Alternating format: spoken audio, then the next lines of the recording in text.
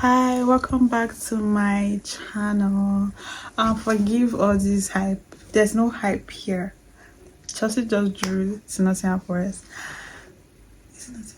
Yes, the Nottingham Forest. And there's nothing to be happy about that, because if you watch my previous video, which you should go and check out, I'll try and link it if I don't, but please go and check the previous video where I was talking about, I was doing like a pre-match analysis of this game I'm talking about, but this is a post-match analysis, reaction, whatever you want to call it. But yeah,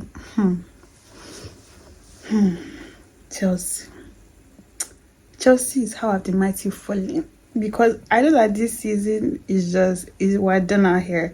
Do you know, it's so bad that I don't even want us to qualify. Like, if we don't get Champions League, I don't want to qualify. I don't want us to qualify for any European competition. Like, God forbid, European Conference League. Like, that would just be a waste of like resources, players, rotation, none of that. I don't want, like, people will be playing in champs, bad as bad Europa, we're not playing Conference League, God forbid. Like, let's just be 10th and just call it a day. Let's know that next season is only Premier League, FA Cup, Carabao Cup we're facing, and I'll be fine, because like productivity will be high, and yeah, that's good for me. Anyways, all that was ranting. Let's focus the match. So I was right with the setup, which I don't even think I was, is that you don't even need to be a miracle worker to know how Potter was set up, because most of the players that played are the players that are fit, right? So yeah, and it's the people he has been feeling more confident with playing, even though some players, I have some words for some players, but we'll get there. Sure, I got the lineup correct to an extent, or like I got the spot on. What am I saying? I got the spot on. I think I'll try and insert a picture here of it, and then I'll also insert a picture of the actual match lineup so that you can see that you're not wasting your time with me. Don't worry, like, I'll give you the tea, I'll give you info, like everything you want to know. I got you. Right, so I'll just go over the things I noticed. Chelsea did not play well. I don't think that's rocket science.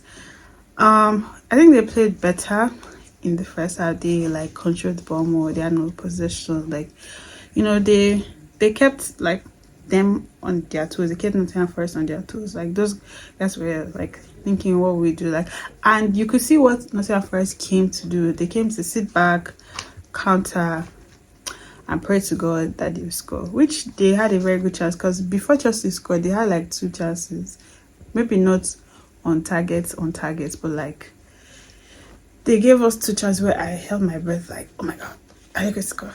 But then Chelsea, just as I was noticing that, like, Chelsea went ahead to get a score out of nothing, in my opinion. Like, it was a good goal. Let me know, like I think it started from Mount to Pulis's cross, and then Kai's like flick without even, I'm sure he will, maybe if they do like if they interview him, he'll be like, oh, maybe it's meant to. They're like, it didn't look like it was meant to, like he was just flicking it, hoping that maybe someone else behind him might catch it. And then I don't know if he hits one of the Nottingham Forest players or the keeper, then he hits the pole, and you know, Sterling just happens. Normally Sterling is a tap in master, in my opinion. That's what he used to, like, he not discredit to his technique and, you know, all that.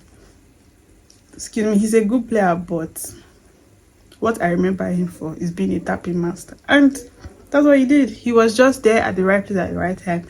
Even though the tapping was sexy, was still a tapping. And they scored out of nothing. And after then, we had a few glimpse of that we will score. We did it. We didn't. I'm trying to keep this video short. What else? The midfield. I feel like that's where like Nottingham Forest like got us. They had that midfield like well wrapped up. Like, I feel Zakaria even tried in this game. Zakaria, Kukurela, Thiago Silva, Kepa had good games. Maybe Mount to an extent. Honorary mention Mount, but like those four players I mentioned, Kepa, Thiago Silva, Cucurella, and Zakaria had a very good game. Pulisic also had a good game. I don't know why I always used to forget him. Pulisic also had a good game. He looked like the only one that was trying.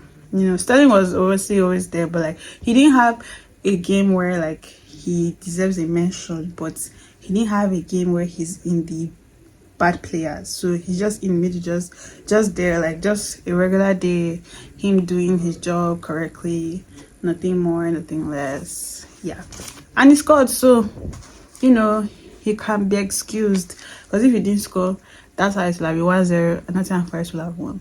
Because in my previous video I said, where are the goals going to come from? I am asking myself, where are the goals going to come from? Because I even had hope in them saying that Chelsea could be 3-2. I can't remember when last Chelsea scored 3 goals in a match. Maybe champs in like October or November, early November, maybe, I think. Forgive the lighting also, and forgive my coughs also. Yeah, but I just like to rant, because that's all there is to this game. They played bad, they got found out, they drew. Normal Chelsea, where they will score 1 goal, and they know they don't have the defense to hold the 1-0. Like that was not Chelsea of last season, beginning of last season, where like 1-0 and close shop, game over. No, we're not that team anymore. We're not even Koulibaly. This is not the Koulibaly that's in Napoli. They switched him because Awoni was just moving like this, left, right. Sure. He wasn't terrible, but he was terrible. At least it was just 1 goal they scored. Adupe it was just 1 goal. But see me thinking that Spurs lost, we could capitalize, even though they were like they are way ahead of us on the log. But like if we had won, we'll have been 1 point behind. Liverpool, I think, will have been 7, even though I think we're still 7th now or 8th. But like we will have been closer. Like see Man U, see Arsenal, even though Man City always have that glitch, but you know that they're a good team. Maybe Haaland and Maiden was like people are saying, I don't know, but like I will still take Man City's performance over what Chelsea gives us week in, week out. It's terrible. And I hate supporters like happy-go-lucky like mentality. Fuck that. Like, this is Chelsea. This is not fucking Brighton, bro. Like, sorry for my language. This is Chelsea. We win. Even if we don't win cups, even though we do win cup like at least 1 cup every 2 years or so, at least we win all these matches against teams like Nottingham Forrest. Like for God's sake. For God's sake. He's not winning against the small teams. He's not winning against the big teams. That Man City match next week, I'm not gonna watch that, because that will just be a travesty. Like that will be a massacre. Like with Man City even coming back from that performance into Chelsea's game, I go to beg Pep. I beg. Like please. Don't do us bad like this. It's good that we're buying players, because I think we have signed the center back, which I mentioned that we need to buy a center back. Now is to buy a striker. Even though I feel like maybe we can wait till summer, so we'll not rush by and then we'll have spent the money we could have spent. We could have spent in the money we'll have spent in summer, we'll have spent it in the January transfer window, because it'll be hard to find a team that will let go of their striker. Even though if we're to buy a striker, Harry Kane will be on my list. Even though I think that would be very impossible, but he's there.